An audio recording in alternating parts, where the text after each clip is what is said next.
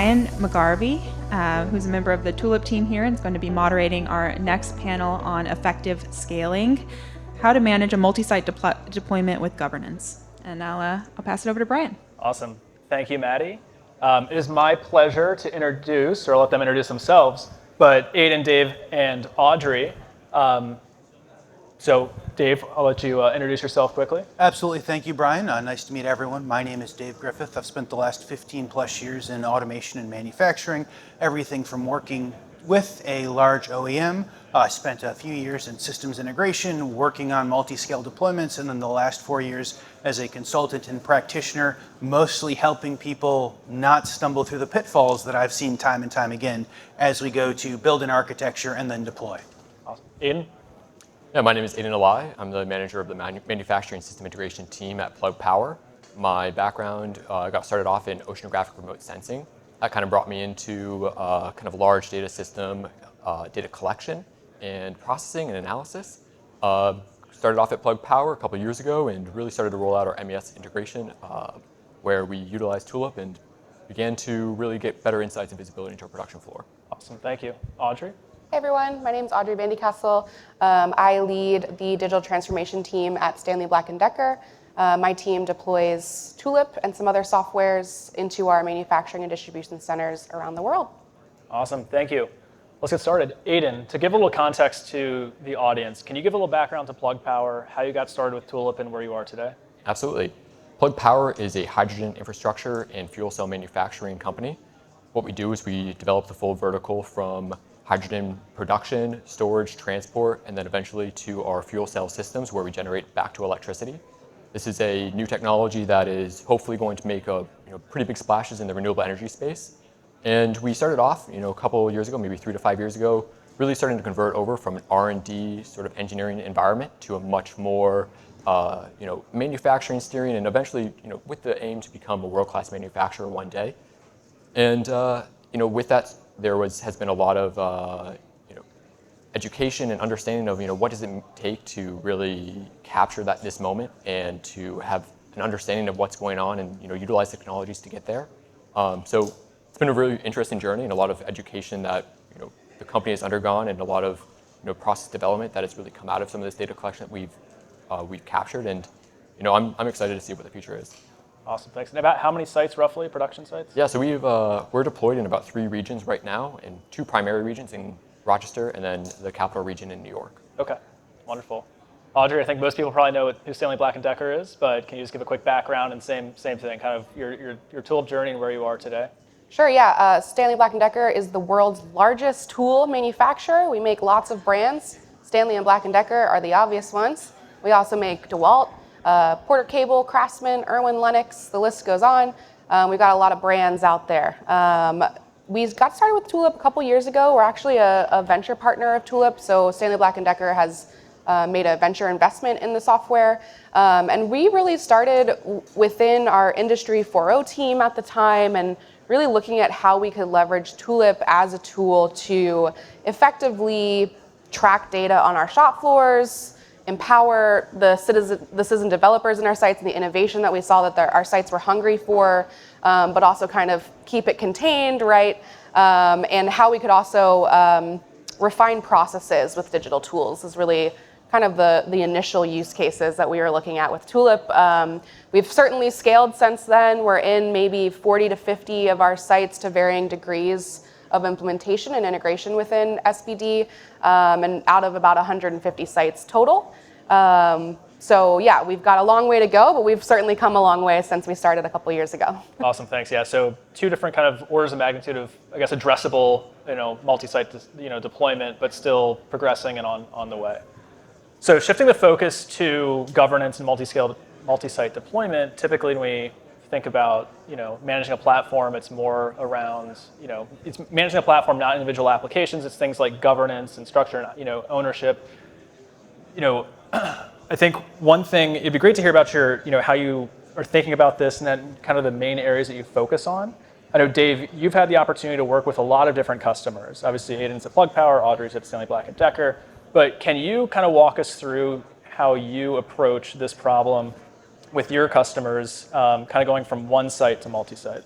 Absolutely. So when I talk with customers who are at one site or maybe a couple of sites and are looking to scale, that they typically run into similar issues, right? So most of the time is we start with one site, and if we don't have the eyes on how can we go scale this to 50 sites, or 3 or 4 sites, then it becomes, hey, we've built a bunch of proof of concepts or a bunch of proof of values, and we go through the process of basically rebuilding a lot of those as we go to look to go to scale, as we look at the Tulip ecosystem, as we look at the apps and the libraries. It's how can we go build those into something that will allow us to scale kind of across the board.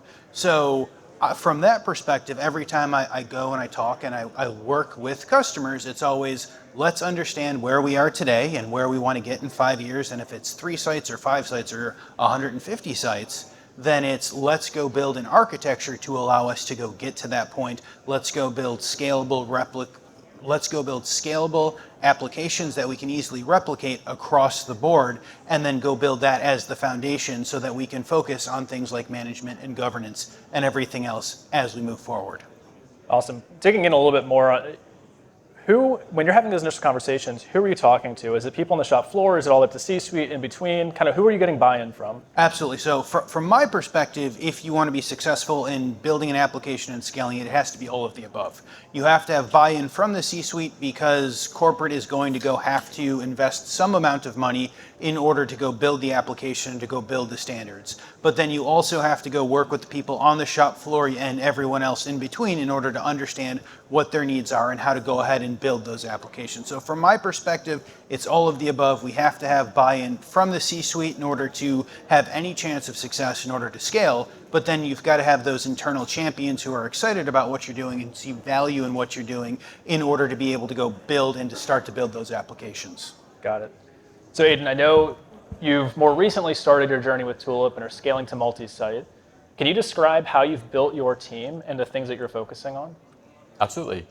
Yeah, we really are much more of a centrally developing team. We don't have too much citizen development at the time. We are looking at trying to establish much more process in place to really allow for that governance to occur. So what we are doing is we're looking at making sure that we have a developer at each site and also collecting our requirements in a way that captures really kind of what are the greatest needs for each of those sites. As we address those needs, we also like to slide in a little bit of our standard development at the same time, making sure that we have that core data captured. And that's where we create the commonality between the sites. And that's usually what we then would take and pick up and put into a new cell, or we'll eventually exchange with our international and contract manufacturing sites. Okay.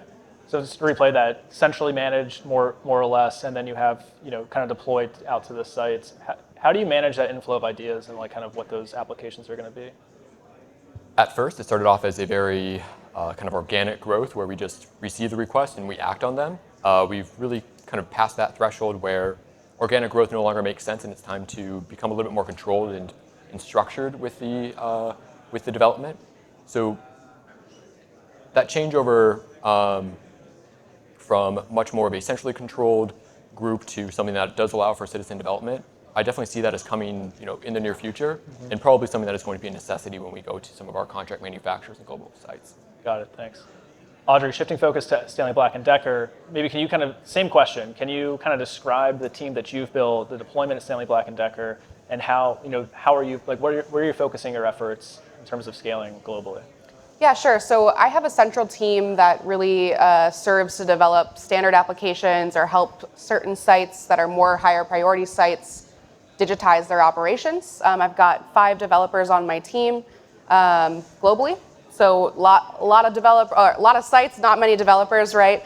But then we also do have a citizen development model at SBD. So we have a distributed network of folks in our facilities that aren't on my team, but work really closely with my team, developing solutions, maybe leveraging our standards to kind of reach some of that scale or reach some of the sites that maybe aren't on my priority list, right? And so when I think about how do I prioritize and what am I focusing on, we've got a real push to kind of get the foundations right over the next couple of years at Stanley Black Decker. What do I mean by foundations, right? I need to be able to know as a plant manager how many parts I made that shift versus how many I was supposed to make. How many quality issues did I have? Did I have any safety issues, right? There's a lot of this really basic SQDCP data that we don't have a good way to get our hands on right now on our sites. Or they're in an access database, that's the most common, right? That somebody made in 1983, and it's been working ever since, gosh darn it, and then they're real scared of that Windows update when it comes, right? So there's a lot of that kind of like replacing of old systems that we're doing, but we're really focusing on what are these core KPIs that our line leaders need, our plant managers need, the people above them, right? What are those tiered KPIs, and how can we capture them and give them to the sites so that they don't have to worry about that? Because what we see is a lot of our sites spend a ton of time, a ton of manual labor, finding data, compiling data, printing data out, taping it onto a whiteboard, right? Like, stop doing all of that. We'll just give you the metrics.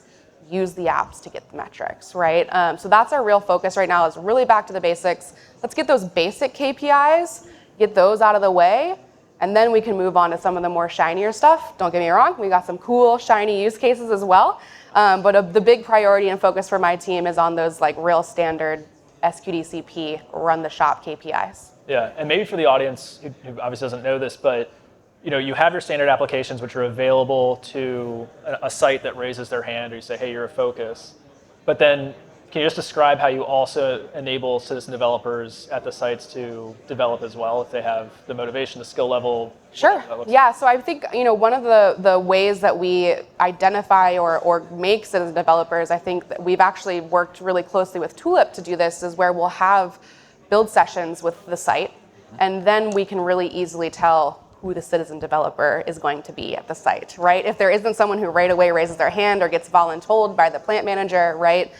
So we have some of these build sessions to get some of these initial use cases that get some traction and buy-in, and then also the skill set and ownership from someone at the site.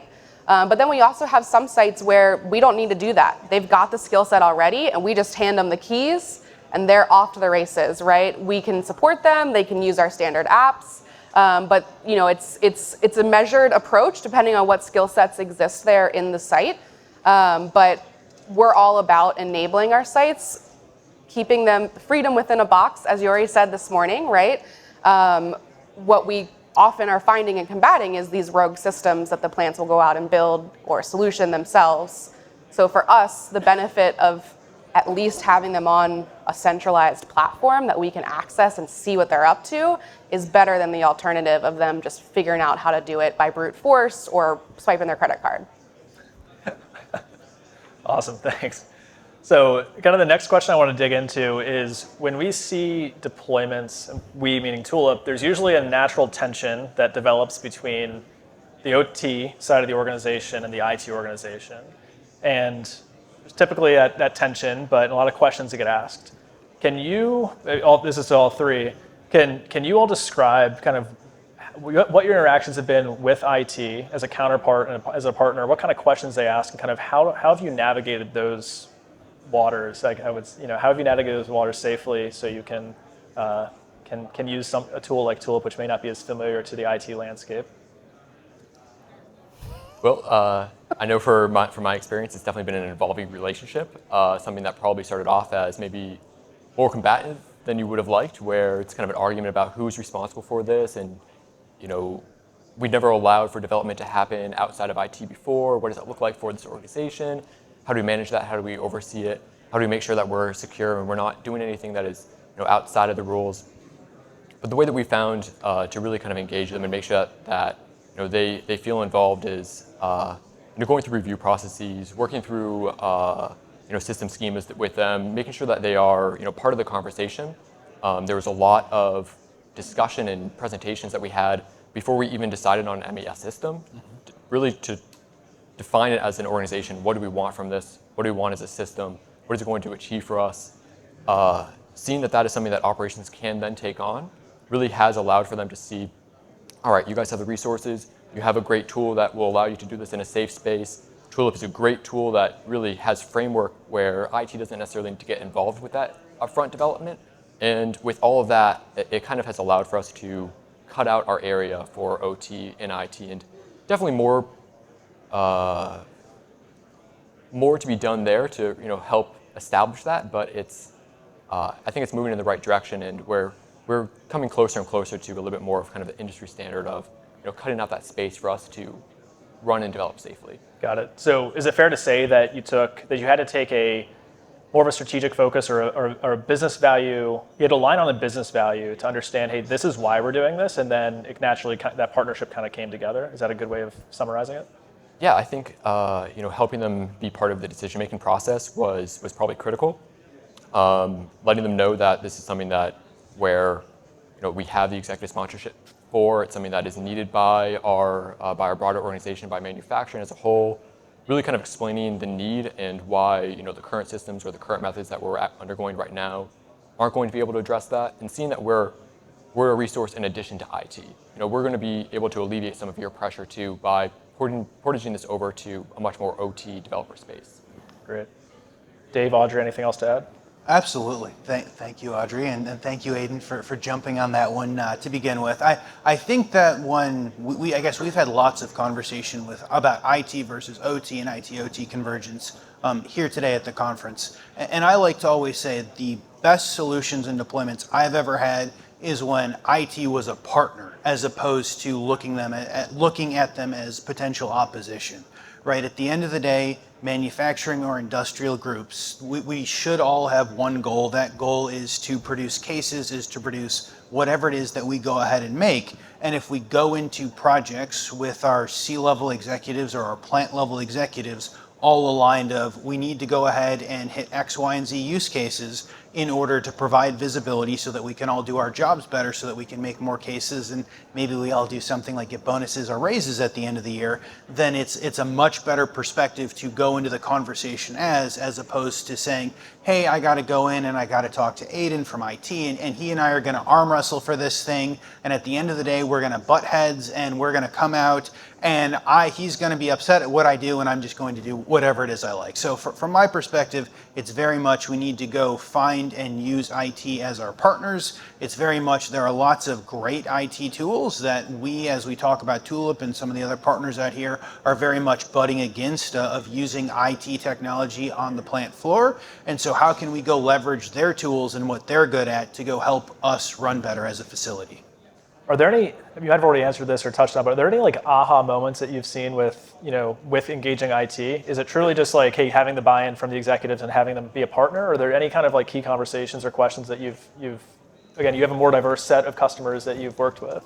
Absolutely. So I've seen it a couple of different ways, right? Like I've gone in and I've worked on projects and the IT person or the IT group is completely aligned of this is what we need to go do. And I've worked on projects that, it's frustrating and there's friction up until the CEO or someone important enough in the conversation says, this is what we're going to do. And when you have the person who is, at the end of the day, in charge of everything, say, this is what you were going to do, eventually everyone goes and falls in line. My preference is always to come to, I guess, not to have to get to the point of calling in the project champions to the very highest executive level, but is very much the, hey, we need to understand what the importance is. And it might be going out and walking on the plant floor, especially if there is IT at the facility, and going and having the conversation of, hey guys, this is what the problem is. This is what we need to network. If I could really have a server here, it would be beneficial for X, Y, and Z reasons. And then getting to that point, I have found that going out and like physically seeing the problem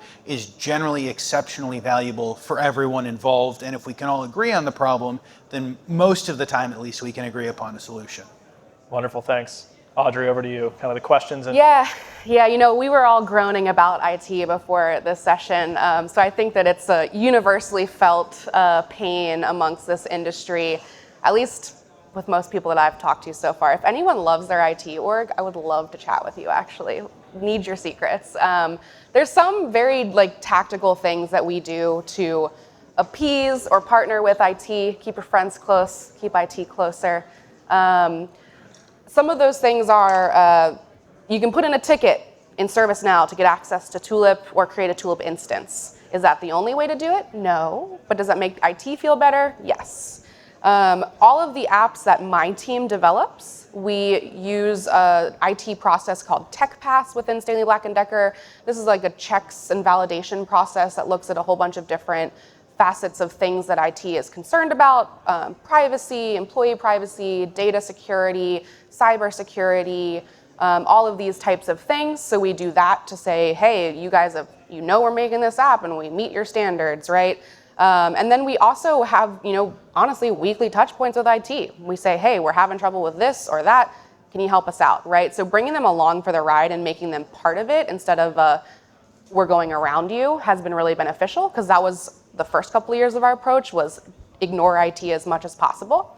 But now we're trying to find ways to work better with them, because I do think that our role as the business in this OT space is to push our IT teams to develop, right? If my IT team is telling me you need to use multi-factor to log into an app, but I have plants where 6,000 employees lock their phones in a locker every morning, I'm going to violate your policy, IT. Come up with a better policy and solution, right? So that's a fight that our plants aren't going to take, but that's a fight that I can take on for the plants, right? And so I really see our role to help not only work with IT to make them feel better about what we're doing. Sure, we'll put approvals on so someone in IT can approve the app before it gets pushed to production, right? But also, we're also at the same time going to work with you so that your policy changes so that we don't have to keep doing that, right? Got it.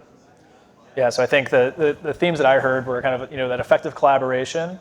I also think, Dave, I think you mentioned this, but bringing them to, bringing as a team to the shop floor to see the problem, I think is, at least my experience working with you, Audrey, and as well as other customers, that's like a huge enabler that removes that roadblock. Because again, this is for multi-site, in the theme of multi-site deployment, but typically it's like that's a roadblock that you kind of have to overcome. So shifting, to another theme, when we think about multi-site deployment and a tool like Tulip, where you can get this network effect, right, where you can have collaboration, open communication, and how have you guys approached, or what are the best practices you have seen around getting sites to communicate with each other, share best practices, to collaborate, and kind of get that network effect and accelerate, time to value and value across the enterprise? Again, question to anybody, whoever wants to take it first. I can take that one. There's two ways, right? So being a centralized team, we get the benefit of being able to look across our ecosystem and see similar apps and use cases. And a lot of times what we'll see is like, hey, this is a developer and this is a developer are working on the same thing. We should just connect them together and they can work it out together and let us know if they need help, right? So that's a really easy way that as a centralized team, looking at everything, we can help make those connections. But then we also have a platform called Workplace, which is a Meta product. It's Facebook for your company. We have a Tulip page on there, so we'll often post about platform updates or best practices. We film walkthrough videos of our standard apps, so we'll share those on there just to kind of get conversation going, or plant seeds, or someone in a plant who maybe isn't as a developer says, oh, I could use that app. Great, I can find it there, and now I know who to contact, right? So we try and foster some of those kind of soft touches with the community using the tools that are available to us. But that seems to work pretty well. And we have a lot of citizen developers who now they know each other. They're on different continents, but they know that they're working in the same platform and they know they can reach out to each other. So that's been a really good way to kind of, they're not on the same team, but they can all work on the same problem together. Yeah, I think at least I've seen some of those citizen developers look at it, see a showcase and then say, hey, I could really use that, and take either an entire application or a component of it, and then it kind of proliferates. Yeah. Is that what you're saying? Yeah, for sure. Aiden, Dave? Absolutely. I would say that is like best case, probably future state for most organizations. I've certainly worked with a lot of organizations, and if a piece of technology comes in at the plant level as opposed to the corporate level, sometimes it's very difficult to see that go ahead and climb, or even applications within a particular project go ahead and climb. I've seen some groups come in and we want to do development, and you start at plant 1, and by the time you get to plant 3, you've made the application 50% better, but it never goes and makes it back to plant 1. So I would say having some sort of corporate governance or corporate overview to understand what's going on, and then continuing to share that knowledge and that information is exceptionally important if you want an organization as a whole to grow as you go through multi-sites and multi-continents. Got it. Aiden, anything to add? Yeah, for Plug Power, it's we're definitely benefiting from a centrally controlled team, allowing for us to really use that as a standard spreader. But also, Plug Power is a company that is comprised of a lot of acquisitions. And so each of our sites have different skill sets, different things that they can offer. And we identify that one site is exceptionally good at machine connectivity or preparation for automation, whereas another one might be better suited for the analytics and kind of the post-processing of that information. But we take what we learn from each of those sites and we find the best in class and we build that standard, given that each of these sites maybe are best suited for what they've already been familiar with and what they already know. Got it. So how do you share those best practices? Because you see you take them and collect them, but it sounds, and Audrey too, a company of many acquisitions that I've seen, but like in different brands and obviously global on a different scale, but like how do you guys actually, what are like the best ways that you can actually share those ideas? For best practices, documentation is usually kind of what we lean on for the most part, but also common training. So we have an onboarding that all of our new developers go through. It brings them up to speed about what Tulip is as a whole, but it also educates them about our standards, about our data structure, about these are the core data types that we're capturing, and this is also the broader system that we're trying to fit into. Here's the future vision that we're trying to move towards. If we all have that future vision in mind and kind of the bits and pieces that we need to build to that, usually that gets us kind of in alignment. And so is that training usually through Tulip University courses? Is that something that you guys develop, or how does that look? More tactically. Tulip University also complemented with one-on-one training, providing developer-to-developer training as well, having sit-downs with new people during their first couple of weeks, really talking through some of the more complexities of the system and how this is where we are today, but that's very simplistic. Look at the possibility of what Tulip can do for us, and that's going to allow for us to get to where we need to go. Got it. Anything else to add? Yeah, for us, we being on a central team, we get to review our usage data so we can see if there's an app that maybe we didn't make that's getting a lot of use, right? So we have a central portfolio of standard apps that we know that is a common ask that a lot of our sites have, that we see many people developing on their own, right? So we've got this kind of standard best practice, if you will, library of templated apps. Right now there's 8. We actually have eyes on a number 9 to add in there. But that's something that we're continuously doing is like, what are these really common use cases that we can just develop a standard app for across the board and share it out? Got it. And that's something we really want to break into at Plug, is really trying to find how to parse out those core functions, and maybe we can talk about that after. Yeah. Happy to. And I think one key element though is that like you also go and look for the high usage apps that were built by really smart people in a plant half a world away, right? Right. And try and take those key functionality or things that they were creative about and thought through and solved the problem with, and bring that back into Essential and then share that out centrally, just to make sure I understand that, right? Correct. Awesome. Yeah. So before we get to questions, I want to make sure we have enough time for questions. I think it's important that we adequately cover like maybe like the some war stories or like lessons learned from from your experiences, and kind of what are the key lessons learned that or pieces of advice that you might have for members of our audience who might be taking this journey, whether it's going from a single site to multi, or hey, I got 5, I'm going to 10 this year. Kind of what are those key themes? What is that lesson learned? What's that war story that you want to impart upon our audience? War story, man. I don't know if I have a good war story I can tell. At least not live on camera? Maybe not. With a drink in my hand later, come find me. No, but I think that it seems kind of facetious to say, but like standards and documentation, right? People so underestimate documentation. Like, just show me how to do it, and then many people can do it, right? So I think that that's really critical. Making sure that people have the right information to scale and know the right way to scale is really key. And also having champions in those sites, critical. Agree with everything there. One thing that we experienced definitely when we were first rolling out was a little bit of paralysis by analysis. And I think seeing that what Tulip was and how it can be very flexible, and you can make mistakes, and that's okay. I think looking back, I probably would have taken, that development route a little bit more quickly than trying to, let's define the full system, let's figure out what we need from each of these components, let's look at, process mapping of each of the cells. Let's maybe hold off on that, find a really good use case, showcase this to the business, and provide everyone with an example.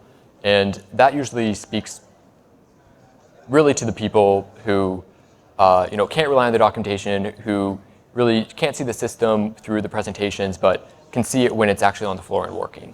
And I think if you just accelerate your time to development and you kind of work on your process definitions as you go, you should be okay because it's a system that allows that.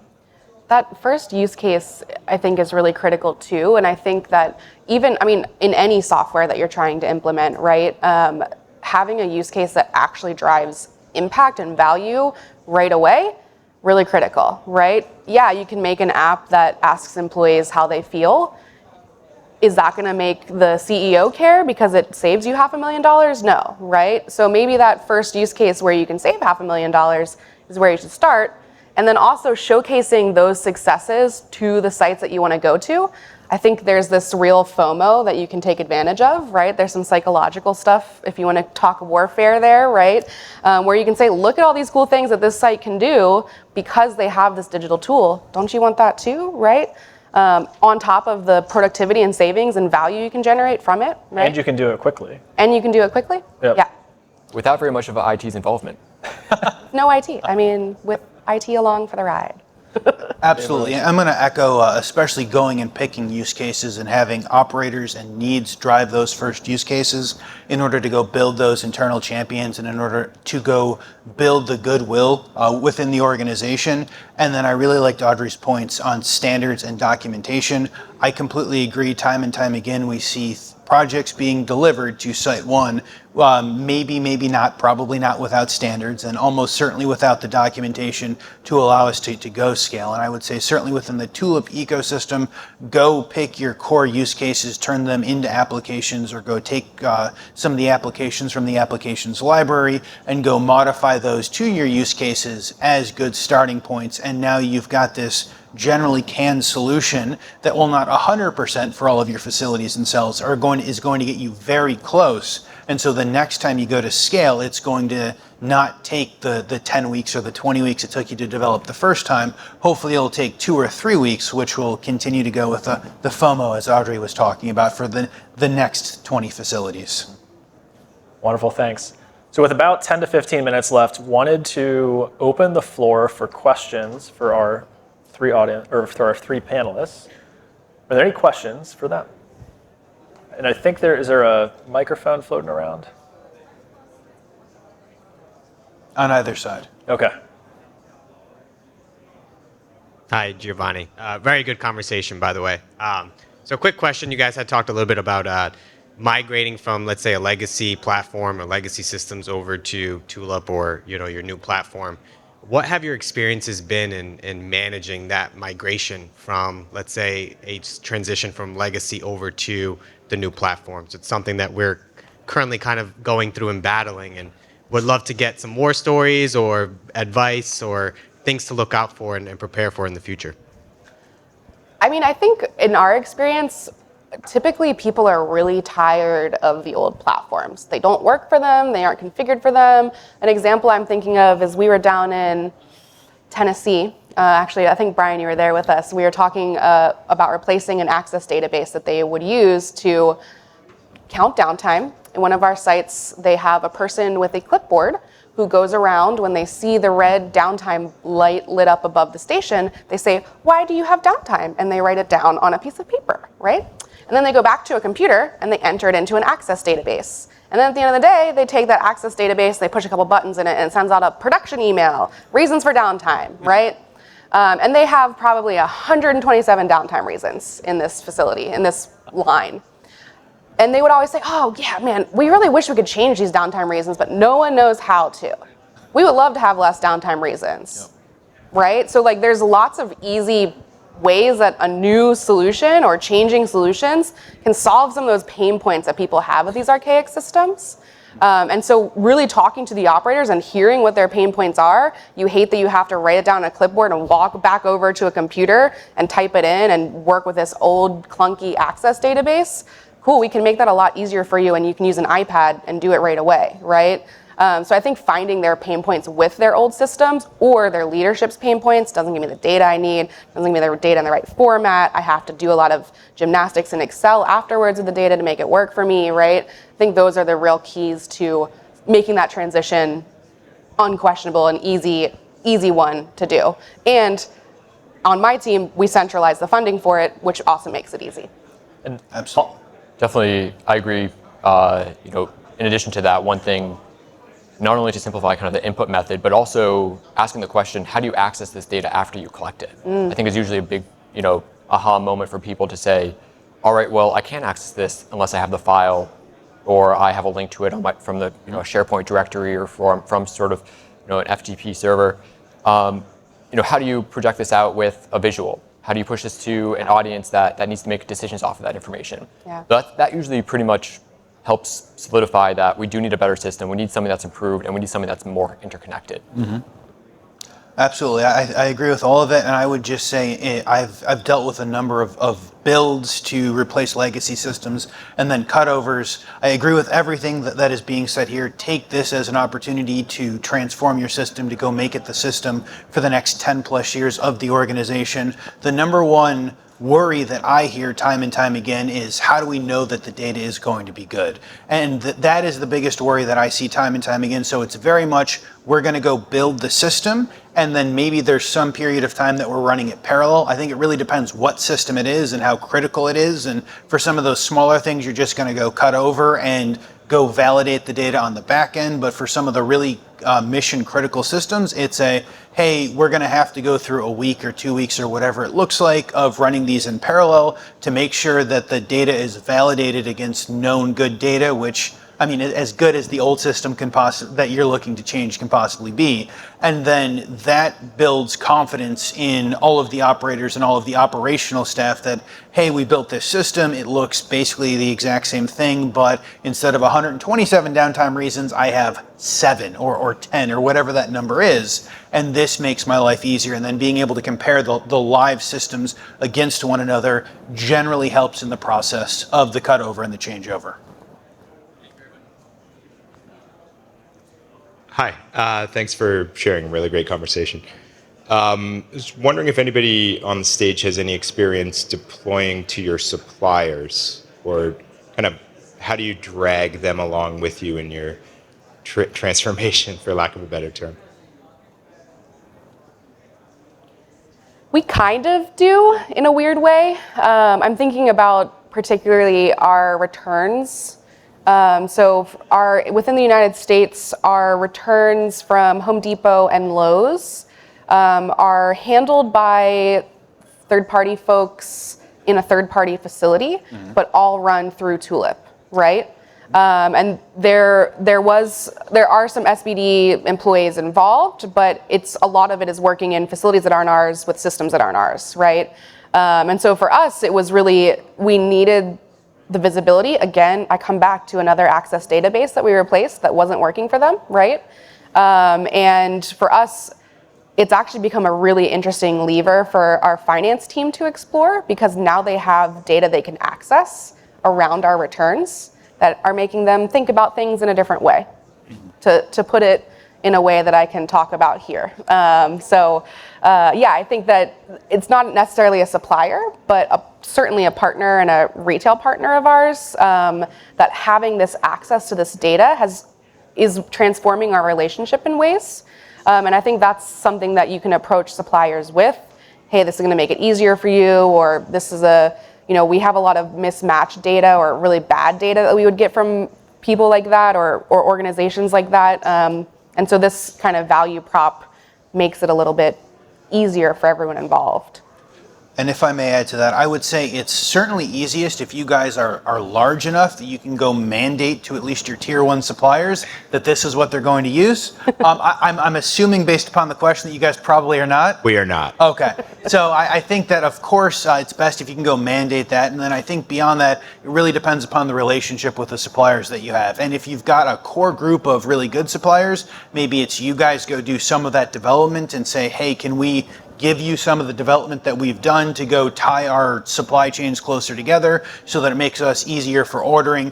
There will need to be a lever or a pain point for the supplier that if you can't go mandate it, you're going to have to go switch on in order for them to want to go leverage this brand. And I've worked with brands that are large enough that they basically could mandate it, especially in automotive or aerospace with like tier one suppliers. It's, hey, we need to make sure we've got all of this documentation together. And in order to do that, if you want to continue to be a tier one supplier, this is what you're going to have to do. Everything else is more of a give and take, a negotiation of let me go solve your pain point with the software that we really love. And then maybe it's the supplier continues to roll it out throughout their facility. Cool.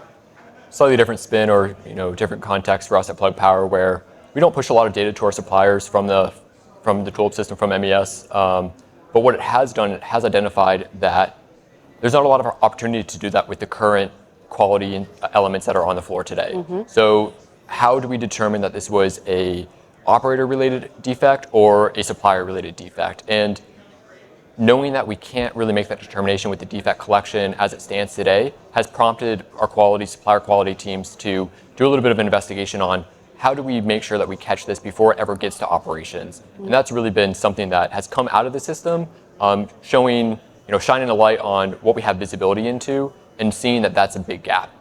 Okay, cool. Thank you, guys. Any other questions? Marius?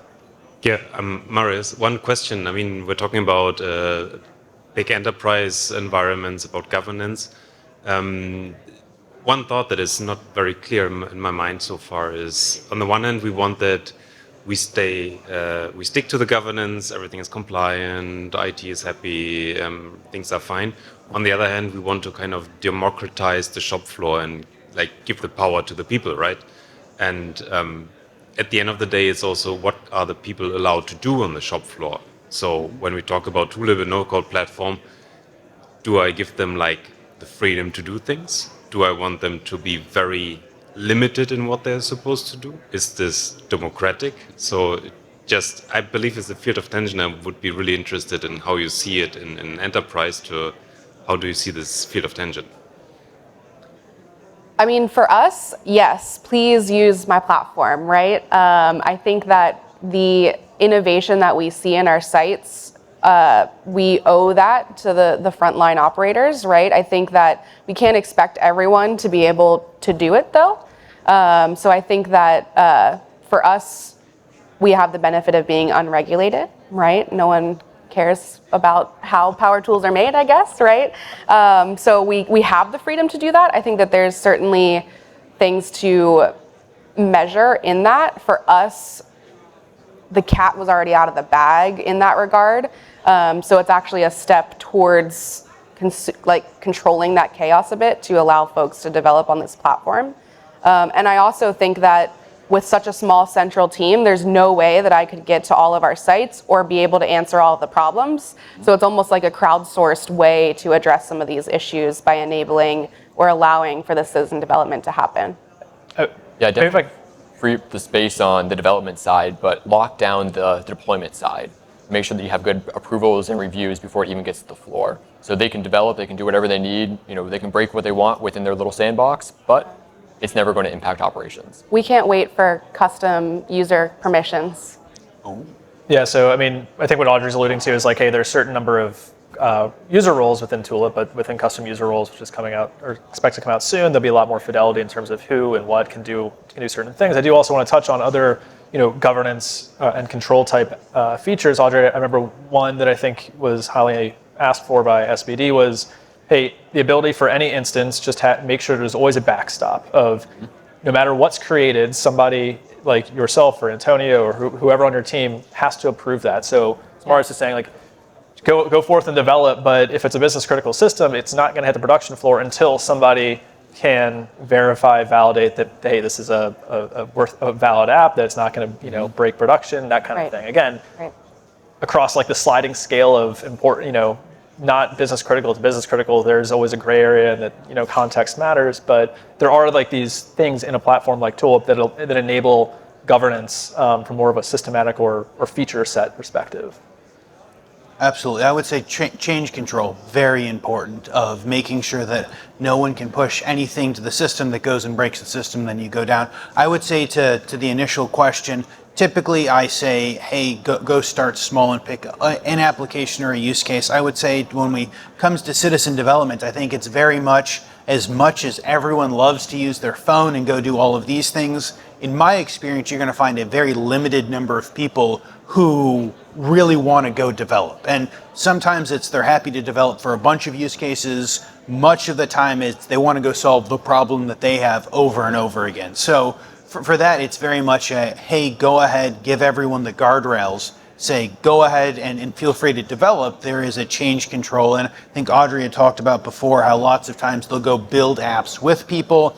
And then once they've built an app together and then the person builds an app, they're able to go and build kind of whatever other apps they're looking for. I think it's very much, you've got to work together with your group, especially with the standardization standards that you hopefully have, and say, this is how we build apps. Please feel free to go ahead and build and deliver apps kind of within these guardrails.